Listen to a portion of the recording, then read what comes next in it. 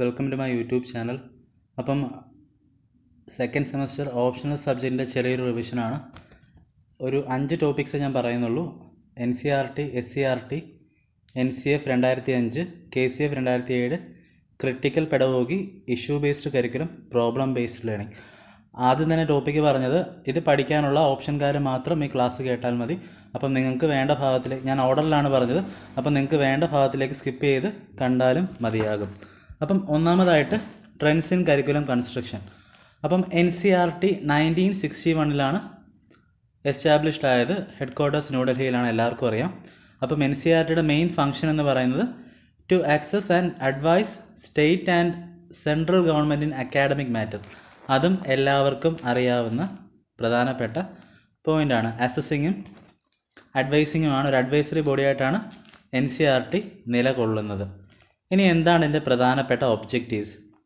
അപ്പോൾ ഒന്നാമത്തത് implementation of national curriculum ഫ്രെയിംവർക്കാണ്. അപ്പം 1975, 88, 2000, 2005 NCF പബ്ലിഷ് ചെയ്തിട്ടുള്ളത്. അപ്പം 2005 NCF ആണ് നമുക്ക് പ്രധാനമായിട്ടും നമ്മുടെ സിലബസിൽ പഠിക്കാനുള്ളത്. അപ്പോൾ ഒന്നാമത്തെ പോയിൻ്റ് ഇംപ്ലിമെൻറ്റേഷൻ ഓഫ് NCF ആണ്. രണ്ടാമതായിട്ട് യൂണിവേഴ്സലൈസേഷൻ ഓഫ് എഡ്യൂക്കേഷൻ. മൂന്നാമത് provide education for girl child. And fourth one improvement of teacher education. NCTE വരുന്നത് വരെ ടീച്ചർ എഡ്യൂക്കേഷനോട് ബന്ധപ്പെട്ട എല്ലാവിധ കാര്യങ്ങളും നോക്കിയിരുന്നത് NCERT ആയിരുന്നു. അപ്പോൾ ഈ 4 പോയിൻ്റുകൾ ഓർത്തിരിക്കുവാനായിട്ട് യാതൊരുവിധ ബുദ്ധിമുട്ടും ആർക്കും ഉണ്ടാകില്ല. ഇനി എന്താണ് SCERT? അപ്പോൾ SCERTയായിട്ട് ബന്ധപ്പെടുത്തി നമുക്ക് പ്രധാനമായിട്ടും പഠിക്കാനുള്ളത് ഫൗണ്ടിങ് ഇയേഴ്സ് ആണ്. നമ്മൾ ജനറലി എല്ലാ സ്റ്റേറ്റിലും NCERT വേണമെന്ന് പറഞ്ഞത് NPE 1986 ആണ്. അപ്പം NCERTക്ക് കീഴിൽ വർക്ക് ചെയ്യുന്ന ഒരു ബോഡിയായിട്ട് SCERT വേണമെന്ന് പറഞ്ഞത് നാഷണൽ പോളിസി ഓൺ എഡ്യൂക്കേഷൻ 1986 ആണ്. അപ്പം 1986 റെക്കമെൻഡേഷൻ ആയിരുന്നു SCERT. ഇനി SCERT നിലവിൽ വന്നത് 1988 ആണ്. ഒരു ജനറൽ ബോഡിയായിട്ട് നിലവിൽ വന്നത് 1988. ഇനി കേരളത്തിൽ SCERT സ്ഥാപിതമായത് 1994 MCQ വന്നു കഴിഞ്ഞാൽ വേർതിരിച്ച് പഠിച്ച് എഴുതുവാനായിട്ട് ശ്രമിക്കുക. ഒരു ചുമ്മാ SCERT എന്നാണെന്ന് ചോദിച്ചു കഴിഞ്ഞാൽ 1988 ആണ്. ഇനി കേരളവുമായിട്ട് ബന്ധപ്പെടുത്തിയാണ് ചോദ്യമെങ്കിൽ 1994 ആണ്. ഇനി പ്രധാനപ്പെട്ട ഫങ്ഷൻസ് എന്തൊക്കെയാണ്? അപ്പം അതുവരെ NCERT ചെയ്തുകൊണ്ടിരുന്ന കുറച്ച് ഫങ്ഷൻസ് SCERT കൊടുത്തു. അപ്പം നമ്മുടെ സിലബസ് ഫ്രെയിം ചെയ്യുന്നത്, academic calendar, curriculum, educational programmes, ടീച്ചേഴ്സിനുള്ള വർക്ക്ഷോപ്സ്, അപ്പം ഇതെല്ലാം SCERTയുടെ ചുമതലയിൽ വന്നു. ഇനി നമുക്ക് പഠിക്കാനുള്ള പ്രധാനപ്പെട്ട പോയിൻ്റാണ് NCF 2005 പ്രധാനപ്പെട്ട നിർദ്ദേശങ്ങൾ എന്തൊക്കെയായിരുന്നു. അപ്പം 2005 NCF കുറിച്ചാണ് നമുക്ക് പഠിക്കാനുള്ളത്. അപ്പം 2005 NCF കൺസ്ട്രക്റ്റിവിസ്റ്റ് അപ്രോച്ചിനെ ബേസ് ചെയ്തതും അതിന് മുമ്പുള്ള 3 ബിഹേവിയറിസ്റ്റ് സൈക്കോളജി തിയറീസുമായിട്ട് ബന്ധപ്പെട്ട് നിന്നതും ആയിരുന്നു. അപ്പോൾ 2005 ആദ്യമായിട്ട് ഒരു കൺസ്ട്രക്റ്റിവിസ്റ്റ് അപ്രോച്ചിൻ്റെ ബേസിൽ NCF കരിക്കുലം ഫ്രെയിം ചെയ്തത്. അപ്പം പ്രധാനമായിട്ടും എക്സ്പീരിയൻസിനായിരുന്നു പ്രാധാന്യം കൊടുത്തത്. എക്സ്പീരിയൻസിനായിരുന്നു, ഈ ഒരു വാക്ക് ജന്മം ചെയ്താൽ മറക്കരുത്, എക്സ്പീരിയൻസിനായിരുന്നു പ്രാധാന്യം കൊടുത്തിരുന്നത്. ഇനി പ്രൊഫസർ യശ്പാൽ ആയിരുന്നു ചെയർമാൻ. അദ്ദേഹവും മറ്റു കുറച്ച് മെമ്പേഴ്സും കൂടെ ചേർന്ന് സെൻട്രൽ അഡ്വൈസറി ബോർഡ് ഓഫ് എഡ്യൂക്കേഷൻ്റെ ഒരു 2005 സെപ്റ്റംബർ 7 ക്യാബിലൂടെയാണിത് ഈ ഒരു കരിക്കുലം ഫ്രെയിംവർക്ക് പുറത്തിറക്കിയത്. ഇനി ഇതിൻ്റെ പ്രധാനപ്പെട്ട ഇഷ്യൂസ് ഞാൻ പറഞ്ഞല്ലോ, എക്സ്പീരിയൻസ് മറക്കരുതെന്ന്. അപ്പം എഡ്യൂക്കേഷണൽ എക്സ്പീരിയൻസും ഓർഗനൈസേഷൻ ഓഫ് എക്സ്പീരിയൻസ് വരുന്നതിൻ്റെ അഡ്വക്കേറ്റ് ചെയ്ത പ്രധാനപ്പെട്ട ഇഷ്യൂസിൽ 2. അപ്പം എഡ്യൂക്കേഷണൽ പർപ്പസ് നിശ്ചയിച്ച് എഡ്യൂക്കേഷണൽ എക്സ്പീരിയൻസ് കൊടുത്തു. ഇനി അത് ഒന്നുകൂടെ ഓർഗനൈസ് ചെയ്തു. പിന്നെ ഓർഗനൈസ് ചെയ്തതിന് ശേഷം എന്താണ്, സ്റ്റുഡൻസിനെ അസസ് ചെയ്യുക കൂടി ചെയ്തു. അപ്പോൾ ഇത് 4 പഠിച്ചു വയ്ക്കാനായിട്ട് പ്രത്യേകിച്ച് ബുദ്ധിമുട്ടൊന്നുമില്ല. പ്രധാനമായിട്ട് അഡ്വക്കേറ്റ് ചെയ്ത ഇഷ്യൂസ് എന്ന് പറയുന്നത്, ഒന്ന്, ഒരു എഡ്യൂക്കേഷണൽ പർപ്പസ് നമുക്ക് വേണമെന്ന് പറഞ്ഞു. ഇനി ആ എഡ്യൂക്കേഷണൽ പർപ്പസ് ശേഷം കുട്ടികൾ കൊടുക്കേണ്ട എക്സ്പീരിയൻസിനെ കുറിച്ച് പറഞ്ഞു. ഇനി അവയെ ഓർഗനൈസ് ചെയ്തു. അതിനുശേഷം കുട്ടികളെ അളന്നു. ഇങ്ങനെ തന്നെ ഓർത്ത് വെച്ച് കഴിഞ്ഞാൽ എക്സാമിന് തെറ്റിപ്പോവുകയില്ല. ഇനി നമുക്ക് NCF 2005 തുടങ്ങിയത് സിവിലൈസേഷൻ ആൻഡ് പ്രോഗ്രസ് എന്ന് പറഞ്ഞിട്ടാണ്. അപ്പം NCFൻ്റെ ഫസ്റ്റ് സെൻറ്റൻസ് ഈ ഒരു വാക്യത്തിലൂടെയാണ് NCF ഡ്രാഫ്റ്റ് ചെയ്തത്. അപ്പം ഈ പ്രോഗ്രസ് എന്നുള്ള വാക്കിൽ നിന്ന് മറ്റ് 2 കാര്യം കൂടി പഠിച്ചു വെച്ചേക്കുക. എഡ്യൂക്കേഷണൽ ടെക്നോളജി, കമ്പ്യൂട്ടർ ലിറ്ററസിയൊക്കെ പ്രധാനമായിട്ടും പറഞ്ഞു വെച്ചത് NCF 2005 ആണ്. നമുക്ക് ആ ഒരു ഇയർ വെച്ച് തന്നെ മനസ്സിലാവും. കാരണം 2000-ന് ശേഷം ടെക്നോളജിയുടെ അതിപ്രസരമായിരുന്നു. അപ്പം 2005-ലെ NCF-ലൂടെ നമ്മുടെ എഡ്യൂക്കേഷണൽ ഫീൽഡിലും ടെക്നോളജി കുറച്ചുകൂടെ ഉൾപ്പെടുത്തണം, ഇൻകോർപ്പറേറ്റ് ചെയ്യണമെന്നൊക്കെ പറഞ്ഞു വെച്ചത് NCF ആണ്. അപ്പം ഈ പോയിൻറ്റ്സ് ഒന്നും പഠിക്കാനായിട്ട് നിങ്ങൾക്ക് പ്രത്യേകിച്ച് സമയം വേണ്ട, എൻ്റെ കൂടെ തന്നെ പഠിച്ചു പോവുക. നമ്മൾ ടെക്നോളജി, കമ്പ്യൂട്ടർ ലിറ്ററസിയൊക്കെ ആഡ് ചെയ്തത് NCF 2005 ആണ്. ഇനി ഇതിൻ്റെ പ്രധാനപ്പെട്ട ഇംപ്ലിക്കേഷൻസും എയിംസും ഒബ്ജക്റ്റീവ്സും എല്ലാം കൂടെ ഒരുമിച്ച് തന്നെ പഠിച്ചു വയ്ക്കുക. ഒന്നാമത് NCERTയുടെ എയിം എന്താണോ അത് തന്നെയാണ് ഇതിൻ്റെ എയിം, യൂണിവേഴ്സലൈസേഷൻ ഓഫ് എഡ്യൂക്കേഷൻ. ആ ഒരു എയിം എപ്പോഴും കണ്ടിന്യൂ ചെയ്തുകൊണ്ടിരിക്കുകയായിരിക്കും. രണ്ടാമതായിട്ട് ഞാൻ പറഞ്ഞല്ലോ, കൺസ്ട്രക്റ്റിവിസ്റ്റിക് അപ്രോച്ചിനെ ബേസ് ചെയ്തിരുന്നത്. കൺസ്ട്രക്റ്റിവിസ്റ്റ് അപ്രോച്ചിൽ കുട്ടിക്കാണ് പ്രാധാന്യം, കുട്ടിക്ക് എക്സ്പീരിയൻസിലൂടെ ലേണിംഗ് എക്സ്പീരിയൻസ് പ്രൊവൈഡ് ചെയ്ത് പഠിപ്പിക്കുന്നത്. അപ്പം ആ ഒരു learner constructs mental representation of reality through experience. ആ എക്സ്പീരിയൻസ് എന്നുള്ള വാക്ക് മറക്കാതിരിക്കുക. അതുമായിട്ട് ബന്ധപ്പെടുത്തി നമുക്ക് എല്ലാം എഴുതി വയ്ക്കാൻ പറ്റും. അപ്പോൾ നമ്മുടെ instructional objectives, instructional materials, learning materials എല്ലാം ഈ ഒരു എക്സ്പീരിയൻസ് പ്രൊവൈഡ് ചെയ്യുന്ന രീതിയിൽ നമ്മൾ അഡ്ജസ്റ്റ് ചെയ്ത് കുട്ടികളെ പഠിപ്പിക്കുന്നു. മൂന്നാമത്തെ point, learner actively constructs their knowledge by connecting new ideas to existing ideas. അപ്പം ഈ കൺസ്ട്രക്ട് എന്ന സിമ്പിൾ, ഈ കൺസ്ട്രക്ട് എന്നുള്ള വാക്കിൻ്റെ അർത്ഥം ഐഡിയാസ് ഓർഗനൈസ് ചെയ്യുക. ആ ഒരു കൺസ്ട്രക്ട് എന്നുള്ള ഒറ്റ വാക്കുകൊണ്ട് നിങ്ങൾക്ക് 3 പോയിൻ്റ് വരെ എഴുതുവാനായിട്ട് സാധിക്കും. ഇനി അടുത്തതായിട്ട് നാലാമത്തെ point, broaden curriculum to include in it rich inheritance of different traditions of knowledge, work and craft. ഇനി ചൈൽഡ് സെൻറ്റേർഡുമാണ്. അപ്പം മറ്റൊരു പ്രധാനപ്പെട്ട പോയിൻറ്റ്, NCFൻ്റെ ഇംപ്ലിക്കേഷൻ നാച്ചുറൽ സയൻസ് എഡ്യൂക്കേഷനിൽ എന്താണ്, ഫിസിക്കൽ സയൻസ് എഡ്യൂക്കേഷനിൽ എന്താണ്, സോഷ്യൽ സയൻസിൽ എന്താണ്. അപ്പം ഇങ്ങനെ എന്തൊക്കെ പറഞ്ഞാലും നമ്മൾ അതെല്ലാം നമുക്ക് എന്താണ് ഈ പോയിന്റിൽ നിന്ന് തന്നെ എഴുതാനായിട്ട് സാധിക്കും. അപ്പം സിമ്പിളായിട്ട് പറയുകയാണെങ്കിൽ സൊസൈറ്റിയുമായിട്ട് ചേർന്ന് പോകുന്ന രീതിയിൽ എക്സ്പീരിയൻസ് കൊടുത്ത് പഠിപ്പിക്കുക. അല്ലെങ്കിൽ ഫിസിക്കൽ സയൻസ് അല്ലെങ്കിൽ നാച്ചുറൽ സയൻസ് ആണെങ്കിൽ നാച്ചുറലായിട്ടുള്ള എക്സ്പോഷർ എക്സ്പീരിയൻസ് കൊടുത്ത് കുട്ടികളെ പഠിപ്പിക്കുക, അല്ലെങ്കിൽ അങ്ങനെയുള്ള ടോപ്പിക്സ് കൊടുത്ത് പഠിപ്പിക്കുക. അപ്പോൾ നിങ്ങൾക്കിത് സിമ്പിളായിട്ട് അതുമായിട്ട് ചേർത്ത് വെച്ച് എഴുതാനായിട്ട് സാധിക്കും. ഇനി ചൈൽഡ് സെൻറ്റേർഡ് എന്നുള്ള പോയിന്റ് ഏത് ഓപ്ഷണൽ സബ്ജക്റ്റ് ആണെങ്കിലും അവയോടൊപ്പം ചേർത്ത് വെച്ച് എഴുതുവാനായിട്ട് സാധിക്കും. ഇനി ഒരു 5 പ്രധാനപ്പെട്ട പോയിന്റുകളുണ്ട്. അപ്പം ഞാൻ ആദ്യം പറഞ്ഞ 2 എണ്ണം, ഈ 3 എണ്ണം കൂടി നോക്കി വെച്ചേക്കുക.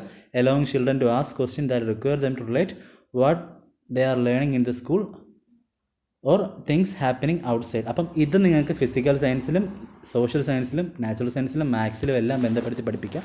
അപ്പം അതുകൂടെ ഓർത്ത് വെച്ചേക്കുക. അടുത്തതായിട്ട് encouraging children to answer in their own words and from their own experiences rather than simply memorizing and getting answers right in just one way. ഞാൻ പറഞ്ഞല്ലോ, നമ്മൾ കുട്ടികളുടെ എക്സ്പീരിയൻസ് ആണ് ബിൽഡ് ചെയ്യുന്നത്, അല്ലാണ്ട് ബിഹേവിയറസ് തിയറീസിലെ പോലെ നമ്മൾ കുട്ടികൾക്ക് ഒരു സിമുലസ് റെസ്പോൺസ് കൊടുത്ത് അല്ലെങ്കിൽ റെസ്പോൺസിന് പ്രാധാന്യം കൊടുത്ത് അങ്ങനെ ഒന്നുമല്ല നമ്മൾ ചെയ്യുന്നത്. കുട്ടികളുടെ എക്സ്പീരിയൻസ് എന്താണോ അത് കുട്ടികൾ തന്നെ ആ എക്സ്പീരിയൻസ് തിരിച്ചറിയുന്നു, അത് വെച്ച് പഠിക്കുന്നു. അതുകൊണ്ടാണ് ഞാൻ ആദ്യം പറഞ്ഞത്, ഈ എക്സ്പീരിയൻസ് എന്നുള്ള വാക്ക് നിങ്ങൾക്കറിയാമെങ്കിൽ NCF 2005 ഇനി essay ചോദിച്ചാൽ നിങ്ങൾക്ക് അത്രയും മാർക്കിന് എഴുതാനുള്ള പോയിൻറ്റ്സ് ഉണ്ട് എന്ന് പറഞ്ഞത്.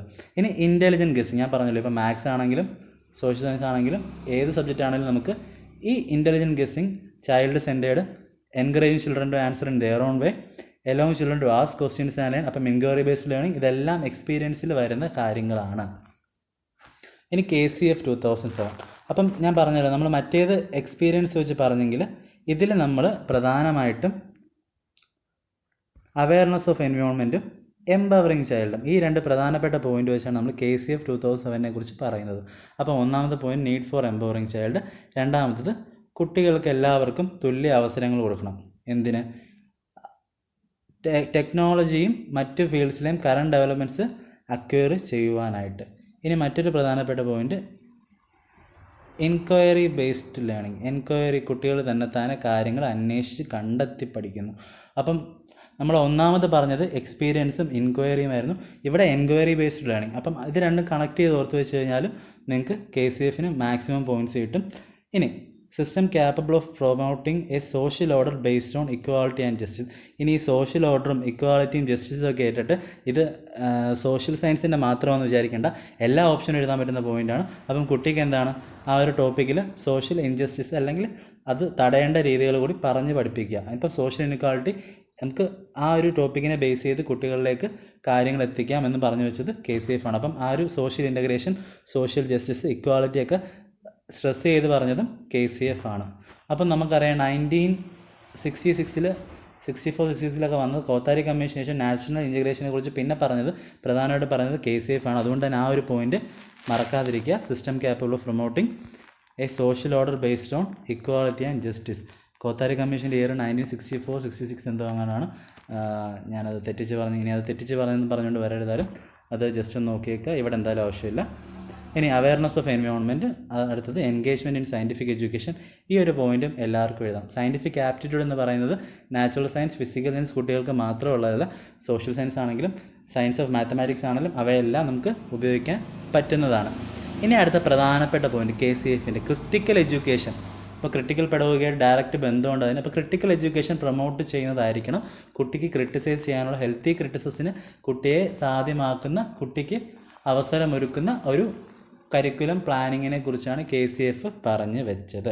അപ്പം എൻഗേജ് ഇൻ ക്രിട്ടിക്കൽ ഡയലോഗും ക്രിട്ടിക്കൽ എഡ്യൂക്കേഷനും. അപ്പം enquiry based learning, critical education, പിന്നെ സോഷ്യൽ ജസ്റ്റിസിനെ പ്രൊമോട്ട് ചെയ്യുന്ന ഒരു എൻവയോൺമെൻറ്റും കുട്ടിക്ക് കൊടുക്കണം. പിന്നെ പൊതുവായിട്ട് ഒരു അവയർനെസ് ഓഫ് എൻവയോൺമെൻറ്റും. ഇത്രയാണ് KCFനെ കുറിച്ചുള്ള പ്രധാനപ്പെട്ട പോയിൻറ്റ്സ്. അപ്പം നമുക്ക് എന്താണ് ക്രിട്ടിക്കൽ ഡയലോഗ് എന്ന് ജസ്റ്റ് ഒന്ന് നോക്കാം. Critical dialogue is the ongoing collective inquiry into the process, assumptions and certainties that comprise everyday life. അപ്പം കുട്ടി എന്താണ് ഒരു ഇൻക്വയറി എല്ലാത്തിലേക്ക് നടത്തുന്നുണ്ട്. ഞാൻ പറഞ്ഞല്ലോ, എക്സ്പീരിയൻസിൻ്റെ ബേസ്ഡ് ഇൻക്വയറി പറയാം, അല്ലെങ്കിൽ കുട്ടി കാര്യങ്ങൾ മനസ്സിലാക്കുന്നു, അല്ലെങ്കിൽ ചോദ്യം ചെയ്തുകൊണ്ട് കുട്ടി കാര്യങ്ങളിലേക്ക് വരുന്നു. അപ്പം കുട്ടി എന്താണ് പണ്ടത്തെ പോലെ കുട്ടി ഒരു പാസീവ്, നമ്മുടെ ട്രഡീഷണൽ സിസ്റ്റത്തിലെ പോലെ ഗുരു പറഞ്ഞു കൊടുക്കുന്ന കാര്യങ്ങൾ കേട്ടുകൊണ്ടിരിക്കുന്ന ഒരു കുട്ടിയല്ല. കുട്ടി എന്താണ് തിരിച്ച് ചോദ്യങ്ങൾ ചോദിക്കുന്നു, ക്ലാസ്സിനെ കുറിച്ച് സംസാരിക്കുന്നു, എൻക്വയറി ചെയ്യുന്നു, എൻക്വയറി ബേസ്ഡ് ലേണിംഗ് പ്രൊമോട്ട് ചെയ്യുക. അപ്പം ഇതൊക്കെയാണ് നമ്മൾ KCFൽ പറഞ്ഞത്. അപ്പം ഇനി ഈ ഒരു ക്രിട്ടിക്കൽ ഡയലോഗ് ആയിട്ട് ബന്ധപ്പെട്ട മറ്റൊരു പോയിൻ്റാണ് ക്രിട്ടിക്കൽ പെഡഗോഗി. പൗളോ ഫ്രയറാണ് ആദ്യമായിട്ട് ഒരു വാക്ക് കോയിൻ ചെയ്തത് അദ്ദേഹത്തിൻ്റെ പെഡഗോഗി ഓഫ് ദി ഒപ്രസ്ഡ് എന്നുള്ള ബുക്കിൽ. അപ്പം ക്രിട്ടിക്കൽ പെഡഗോഗി ഇത്രയേ ഉള്ളൂ. Teaching approach which attempts to help students question and challenge beliefs and practices that dominates them. Simple ഡെഫിനേഷനാണ്. ഈ ഒരു ഡെഫിനേഷൻ പഠിക്കാനായിട്ട് ഒരു പാടുമില്ല. ഞാൻ ഇനി അടുത്ത പഠിപ്പിക്കുന്ന ആ ഒരു ഭാഗം കൂടി കഴിയുമ്പം ഡെഫിനേഷൻ നിങ്ങൾ തന്നെ പറഞ്ഞോളും. അപ്പം നമ്മുടെ ഒരു സമയത്തെ എഡ്യൂക്കേഷൻ സിസ്റ്റം എന്ന് പറയുന്നത് ഇൻഹെറൻ്റ്ലി പൊളിറ്റിക്കലായിരുന്നു. മൊത്തത്തിൽ പൊളിറ്റിക്കൽ, അതായത് ഒരു രാഷ്ട്രീയം ഫില്ല് ചെയ്തൊരു എഡ്യൂക്കേഷൻ സിസ്റ്റമായിരുന്നു. കാരണം അവരെന്താണോ പറയുന്നത് അതുമായിട്ട് ബന്ധപ്പെട്ട് മാത്രം പോകുന്ന ഒരു എഡ്യൂക്കേഷൻ സിസ്റ്റമായിരുന്നു. ഇപ്പം നമ്മുടെ ഇന്ത്യയിൽ അതില്ല. ഒരു കുറച്ച് വർഷങ്ങൾക്ക് മുമ്പ് അതായിരുന്നു. അപ്പം ഈ ഒരു സിസ്റ്റമല്ല നമുക്ക് വേണ്ടത്. നമുക്ക് വേണ്ടത് എപ്പോഴും ഒരു സൊസൈറ്റി ആൻഡ് എഡ്യൂക്കേഷണൽ വിഷൻ രണ്ടും കൂടെ ചേർന്ന് ഒരു ഇക്വാളിറ്റി ബേസ്ഡ് ആയിട്ടുള്ള, എല്ലാവർക്കും തുല്യതയുള്ള ഒരു സമൂഹമാണ് നമുക്ക് വേണ്ടത്. അതുപോലൊരു എഡ്യൂക്കേഷൻ സിസ്റ്റമാണ് നമുക്ക് വേണ്ടത്. അപ്പം issues of race, class, gender, sexuality and physical abilities are all important domains of oppression. അപ്പം ഉണ്ടായിരുന്ന ഒരു ഒപ്രഷനിൽ നിന്ന് എഡ്യൂക്കേഷൻ സിസ്റ്റത്തെ രക്ഷിക്കണമെങ്കിൽ നമുക്ക് ഇക്വാളിറ്റി ബേസ്ഡ് ആയിട്ടുള്ള ഒരു സൊസൈറ്റിയിലേക്കാണ് നമുക്ക് പോകേണ്ടത്. അപ്പോൾ അതിനെക്കുറിച്ച് പറഞ്ഞു വെച്ചത് പൗളോ ഫ്രയറിൻ്റെ ക്രിട്ടിക്കൽ പെഡഗോഗി ആയിരുന്നു. അപ്പോൾ ഞാൻ നേരത്തെ പറഞ്ഞല്ലോ, കുട്ടികൾ ചോദ്യം ചെയ്യുന്നു. പലതിനെയും ചോദ്യം ചെയ്യാനും പലതിനെയും എതിർത്ത് സംസാരിക്കുവാനും ഒരു ഹെൽത്തി ക്രിറ്റിസിസം നടത്തുവാനും കുട്ടിയെ പ്രാപ്തനാക്കുന്ന ഒന്നാണ് ക്രിട്ടിക്കൽ പെഡഗോഗി. അപ്പം ഇതിനൊക്കെ ഒരു സൊല്യൂഷനായിട്ട് നിൽക്കുന്നത്, അതായത് various inequalities based on sex, gender and other caste system can be removed by educational reforms. അപ്പം പ്രധാനപ്പെട്ട എഡ്യൂക്കേഷണൽ റിഫോംസ് എന്താണ്? ക്രിട്ടിക്കൽ പെഡഗോഗി പറഞ്ഞു വെച്ച പ്രധാനപ്പെട്ട എഡ്യൂക്കേഷണൽ റിഫോംസ് എന്താണെന്നാണ് നമുക്ക് ഇനി അടുത്ത് നോക്കേണ്ടത്. ഇമാൻസിപ്പേഷനും ഉണ്ട്, കൾട്ടിവേഷൻ ഓഫ് ഇൻ്റലക്റ്റും ഉണ്ട്. അപ്പം ഇമാൻസിപ്പേഷൻ എന്ന് പറയുന്നത് വിമോചനം.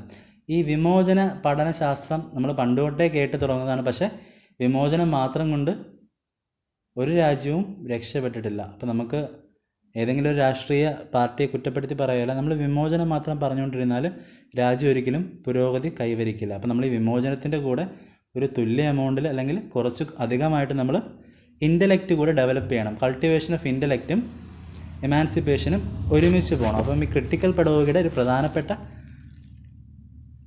എഡ്യൂക്കേഷണൽ റിഫോം എന്ന് പറയുന്നത് കുട്ടികളെ ഇമാൻസിപ്പേറ്റും ചെയ്യുന്നുണ്ട്, അതോടൊപ്പം തന്നെ അവരുടെ ഇൻ്റലക്റ്റും ഡെവലപ്പ് ചെയ്യുന്നുണ്ട്. ഇനി നമുക്ക് അടുത്ത പഠിക്കാനുള്ള issue based curriculum problem solving മെത്തേഡും ആ ഒരു ടേമിനെ ബേസ് ചെയ്ത് തന്നെ എഴുതാൻ പറ്റും. അപ്പം ഇഷ്യൂസ് കുട്ടികൾക്ക്, അതായത് നമ്മുടെ സൊസൈറ്റിയിൽ പ്രിവലൻ്റ് ആയിട്ടുള്ള ഇഷ്യൂസ്, അപ്പോൾ നമ്മുടെ അല്ലാതുള്ള ഫാമിലി, സൊസൈറ്റി, ഇങ്ങനെയുള്ള ഇഷ്യൂസ് എല്ലാം കൂടെ കുട്ടിക്ക് ഏതെങ്കിലും രീതിയിൽ കുട്ടിയുടെ മുമ്പിൽ പ്രസൻറ്റ് ചെയ്യും. ഇപ്പോൾ വാട്ടർ മാനേജ്മെൻറ്റിലുള്ള ഇഷ്യൂസ് ആയിരിക്കും, അല്ലെങ്കിൽ മറ്റ് വാട്ടർ മാനേജ്മെൻറ്റ്, കൾച്ചറൽ സ്പിയർ, സൊസൈറ്റിയിലെ ഇഷ്യൂസ്, അപ്പം ഇൻഡസ്ട്രിയലൈസേഷൻ, അപ്പം ഇങ്ങനെയുള്ള ഇഷ്യൂസ് കുട്ടിക്ക് കരിക്കുലത്തിലൂടെ പ്രൊവൈഡ് ചെയ്യുന്നു, കുട്ടിയുടെ ഇൻ്റലക്റ്റ് ഡെവലപ്പ് ചെയ്യുന്നു. അപ്പം ഞാൻ പറഞ്ഞല്ലോ, നമുക്ക് നേരത്തെ ഉണ്ടായിരുന്ന ട്രഡീഷണൽ നോളജ് ട്രാൻസ്മിഷനായിരുന്നു. നമ്മൾ ഡയറക്റ്റായിട്ട് കുട്ടിയിലേക്ക് ജസ്റ്റ് നമ്മൾ പഠിപ്പിക്കണമെന്ന് ആഗ്രഹിക്കുന്ന നോളജ് അങ്ങ് ട്രാൻസ്ഫർ ചെയ്ത് അല്ലെങ്കിൽ ട്രാൻസ്മിറ്റ് ചെയ്ത് കൊടുക്കുന്നു. പക്ഷേ ഇപ്പോൾ എന്താണ്, നോളജ് ജനറേഷനാണ്. കുട്ടിക്ക് ഒരു ഇഷ്യൂ കൊടുക്കുന്നു, അതിൽ നിന്ന് കുട്ടി എന്തൊക്കെ കാര്യങ്ങൾ പഠിക്കുന്നു. അപ്പം ഇതാണ് നമ്മുടെ പുതിയ ഇഷ്യൂ ബേസ്ഡ് കരിക്കുലത്തിൽ നമ്മൾ പറഞ്ഞു വയ്ക്കുന്നത്. അപ്പം ഇഷ്യൂ ബേസ്ഡ് കരിക്കുലം നമ്മളൊരു ഇഷ്യൂ, കുട്ടിയിൽ students are present with some issues and they find some innovative solutions to these issues. അപ്പോൾ അതാണ് ഇഷ്യൂ ബേസ്ഡ് കരിക്കുലം. അപ്പം ignite the thoughts and attitudes of learner, ഒന്നാമത്തെ പോയിൻറ്റ്. രണ്ടാമത്തത് helps them to link life with the social problems and devise ways to solve. ഞാൻ പറഞ്ഞല്ലോ, ഇപ്പം social problems ആവട്ടെ, family problems ആകട്ടെ, മറ്റ് നാച്ചുറൽ പ്രോബ്ലംസ് ആകട്ടെ, അപ്പം ആ ഒരു ഇഷ്യൂസ് കുട്ടികളുടെ മുമ്പിൽ പ്രസൻറ്റ് ചെയ്യുന്നു. അപ്പം കുട്ടികൾ എന്താണ്, ആ ഒരു സിറ്റുവേഷനിൽ നിന്ന് രക്ഷപ്പെടാനുള്ള വഴികൾ അവർ തന്നെ കണ്ടുപിടിക്കുന്നു. അപ്പം ആ ഒരു കണ്ടുപിടിച്ച സൊല്യൂഷൻസ് അവർക്ക് പല സിറ്റുവേഷനിൽ അവർക്ക് ഇനി അവസാനമായിട്ട് പ്രോബ്ലം ബേസ്ഡ് ലേണിംഗ്. അപ്പം ആ ഒരു കുട്ടികൾക്ക് കുറേയധികം പ്രോബ്ലം കൊടുക്കുന്നു. അപ്പം കുട്ടികളത് കണ്ടൻറ് നോളജിൻ്റെ ബേസിലും ക്രിട്ടിക്കൽ തിങ്കിങ്ങിലൂടെയൊക്കെ ആ ഒരു പ്രോബ്ലംസ് സോൾവ് ചെയ്യുന്നു. ഇവിടെ ടീച്ചറിൻ്റെ സ്ഥാനം എന്ന് പറയുന്നത് ജസ്റ്റ് എ ഫെസിലിറ്റേറ്റർ മാത്രമാണ്. ആ ഒരു സിറ്റുവേഷൻ ക്രിയേറ്റ് ചെയ്ത് കൊടുക്കുന്നൊരു, അല്ലെങ്കിൽ എന്തെങ്കിലും രീതിയിൽ സഹായിക്കുന്ന ജസ്റ്റ് ഒരു ഫെസിലിറ്റേറ്റർ മാത്രമാണ് ഇവിടെ ടീച്ചർ. ഈ ഒരു ഫിഗർ തന്നെ ഓർത്ത് വയ്ക്കുക. കണ്ടൻറ് നോളജ് വെച്ചും ക്രിയേറ്റീവ് തിങ്കിങ് സ്കിൽസ് ഉപയോഗിച്ചും കുട്ടി ആ ഒരു റിയൽ വേൾഡ് പ്രോബ്ലംസിനെ സോൾവ് ചെയ്യുന്നു. അപ്പോൾ അങ്ങനെയുള്ള പ്രോബ്ലംസ് വഴി കുട്ടികളെ പഠിപ്പിക്കുന്നതാണ് പ്രോബ്ലം സോൾവിങ് മെത്തേഡ്. ഇനി ഇതിൻ്റെ പ്രധാനപ്പെട്ട സ്റ്റേജസ്, നമ്മൾ പ്രോബ്ലം സോൾവിങ് പല സ്ഥലത്തും പഠിച്ചിട്ടുണ്ട്, അതുകൊണ്ട് തന്നെ സ്റ്റേജസ് നമുക്ക് ഓൾറെഡി അറിയാമായിരിക്കും. അപ്പോൾ ഒന്നാമതായിട്ട് എൻകൗണ്ടറിങ് ആൻഡ് ഡിഫൈനിങ് പ്രോബ്ലം. ഒന്നാമത്തത് ഒരു പ്രോബ്ലം തിരിച്ചറിയുന്നു, അതിനെ ഡിഫൈൻ ചെയ്യുന്നു. രണ്ടാമതായിട്ട് assessing, evaluating and utilising informations. അപ്പം നമ്മൾ അതുമായിട്ട് ബന്ധപ്പെട്ട സകലവിധ ഇൻഫോർമേഷനും ഒന്ന് കളക്ട് ചെയ്ത് അതിനെ ഒന്ന് ഇവാലുവേറ്റ് ചെയ്യുന്നു. മൂന്നാമതായിട്ട് സിന്തസിസ് ആൻഡ് പെർഫോമൻസ്. സിന്തസിസ് നിങ്ങൾ ബ്ലൂംസ് ടാക്സോണമിൽ പഠിച്ചൊരു വാക്കാണ്, അത് തന്നെയാണ് അതിൻ്റെ അർത്ഥവും ഇവിടെ. അപ്പം നമ്മൾ സിമ്പിളായിട്ടൊരു സൊല്യൂഷൻ കൺസ്ട്രക്റ്റ് ചെയ്യുന്നു. അപ്പം ഇതാണ് പ്രോബ്ലം സോൾവിങ് മെത്തേഡ്. ഇനി പല എക്സാംസിനും, ഞാൻ എഴുതിയ എക്സാംസിനുണ്ടായിരുന്നു, പല എക്സാമിനും ചോദിക്കുന്നതാണ് എന്താണ് ഒരു പ്രോബ്ലം എന്നുള്ളത്. അപ്പം ഒട്ടുമിക്ക ആൾക്കാർക്കും കത്തിയടിച്ച് വെക്കാൻ പറ്റുന്നൊരു വാക്കാണ്, എങ്കിലും അതിൻ്റെ ഒരു ഡെഫിനിഷൻ പഠിച്ചിട്ട് തന്നെ പോവുക. A matter or situation regarded as harmful and unwelcome and needing to be dealt with. ഇപ്പോൾ ഇതാണ് പ്രോബ്ലത്തിൻ്റെ ഒരു സ്റ്റാൻഡേർഡ് ഡെഫിനിഷൻ. ജസ്റ്റ് ഒന്ന് പഠിച്ച് വെച്ചിട്ട് പോവുക, ജസ്റ്റ് ഒന്ന് പഠിച്ച് വെച്ചിട്ട് പോകും. അപ്പം ഞാൻ എൻ്റെ വീഡിയോ വൈൻഡപ്പ് ചെയ്യുന്നു. ഇനിയിപ്പോൾ ഞാൻ വീഡിയോ ഇടുകയില്ലെന്ന് എനിക്കറിയത്തില്ല, നിങ്ങളെന്തായാലും ഒരു 10 മണിയാകുമ്പോൾ ഒന്നുകൂടെ നോക്കിയേക്കുക ഏതെങ്കിലും ഒരു വീഡിയോ കൂടി അപ്ലോഡ് ചെയ്യുന്നുണ്ടോ ഇല്ലേ എന്നുള്ളത്. താങ്ക്സ്.